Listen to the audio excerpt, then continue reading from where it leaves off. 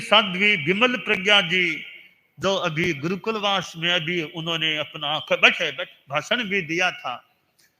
साध्वी विमल प्रज्ञा जी का अधिकांश समय प्राय अधिकांश 6 माह से गुरुकुलवास में ही बीते हैं, शिक्षा केंद्र में भी ऐसे रहे हैं। और साध्वी विमल प्रज्ञा जी को गुरुकुलवास में रहने का तो मौका मिल ही रहा है, पर ये गुरुकुलवास में मेरे आकलन में एक विशिष्ट और प्रौढ़ साध्वियों में से एक हैं, जिनको एक प्रौढ़ साध्वी के रूप में माना जा सकता है।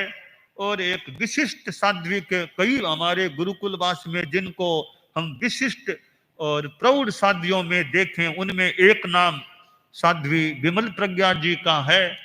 और ये थोड़े कुछ समय के लिए अंतरंग व्यवस्था के कार्य से भी थोड़े जुड़े रहे थे।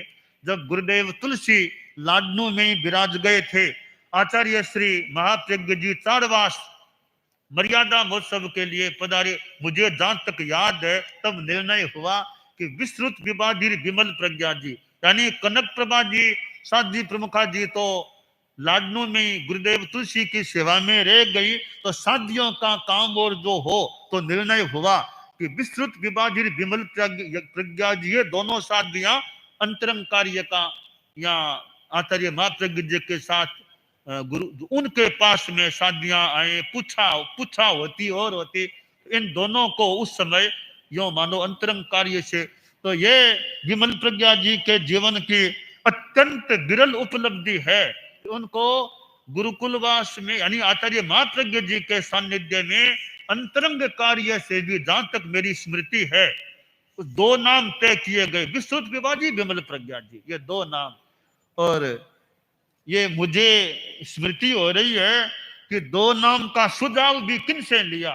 एक बार आचार्य महाप्रज्ञ जी पूछा कि अब हमें जाना है तो अंतरंग यानी साध्वियों की व्यवस्था के लिए नाम कौन साध्वियां ठीक है, तो कनक प्रभा जी साध्वी प्रमुखा जी ने संभवतः सुझाव रखा था कि विस्तृत विवादिर विमल प्रज्ञा ये दोनों साध्वियां अंतरंग कार्य में ठीक लग रही है, तो उन्होंने सुझाव भी दिया था। उनके सुझाव को मान्य भी कर लिया गया। फिर वो आचार्य महाप्रज्ञ जी का स्वतंत्र जो मर्यादा महोत्सव वार थोड़ी यात्रा हुई गंगा सर उधर के लूणकर्ण सर कालूर इधर पधारे विदासर, वो हेमराज जी स्वामी कार ये दीक्षाएं हुई थी विदासर में, वो सारा आचार्य महाप्रज्ञ जी का स्वतंत्र विचरण का जो क्रम था, उसमें विशुद्ध विवादी और विमल प्रज्ञा जी 2 नाम अंतरंग व्यवस्था साध्वियों की से, तो ये साध्वी प्रमुखा बन ही गई। पर विमल प्रज्ञा जी के भी जीवन की एक विरल उपलब्धि है कि उनका नाम भी अंतरंग व्यवस्था के रूप में या कुछ भी कर दें, अंतरंग कर दें, कुछ भी कर दें, उसमें नाम भी आया और उनको जोड़ा भी गया उस कार्य में। ये पूछा में भी पास बैठती थी, मुझे याद आ रहा है तो विमल प्रज्ञा जी शासन श्री सम्मान से भी सम्मानित हैं। और गुरुकुलवास में रहकर उन्होंने एक उपयोगिता भी अपनी गोचरी का जो काम बताया गया बहुत वो भी महत्वपूर्ण है। आचार्यों की गोचरी का इतना आचार्य महाप्रज्ञ जी ने के समय इनका प्रारंभ हुआ जो वर्षों तक चलता रहा। बाद में रिटायरमेंट की बात हमने सोची, अब रिटायरमेंट दे देते हैं बहुत थोड़ा, तो बाकी इन्होंने गोचरी का भी एक अच्छा मतलब काम किया था अपना ढंग से।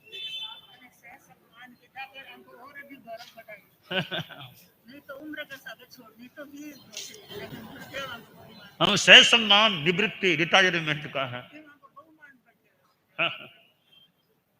यह गोचरी करना भी एक ऐसे आचार्यों की गोचरी करना भी एक जिम्मेवारी का कार्य होता है।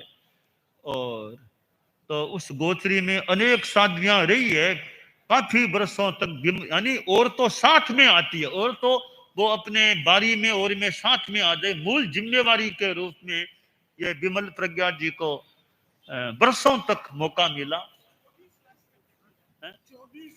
हाँ, जैसा आप बता रहे हैं, तो इतना लंबा अच्छा एक मौका मिलना और अब अच्छे ढंग से अपना अच्छे ढंग से काम करना वो एक विशेष बात हो जाती है।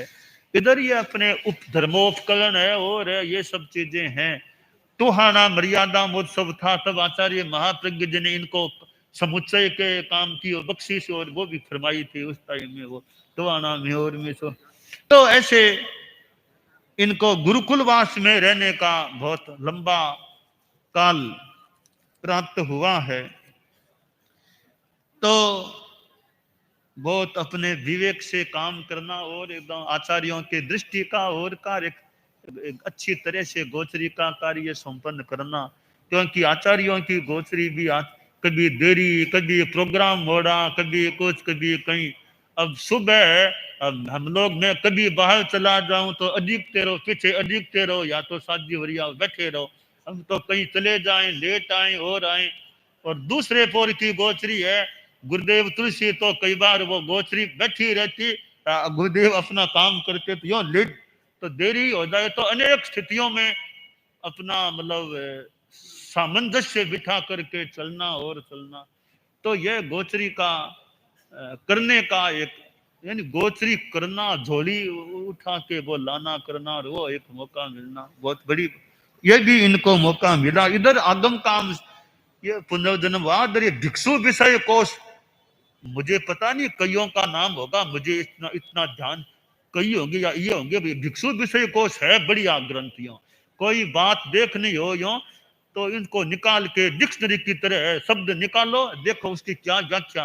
वो भिक्षु विषय कोश, तत्व ज्ञान संबंधी कोई जिज्ञासा हो तो उसमें भी निकाल के देखो क्या लिखा है, तो वह है बड़ा उपयोगी है, संभवतः ऐसा माना जा सकता है।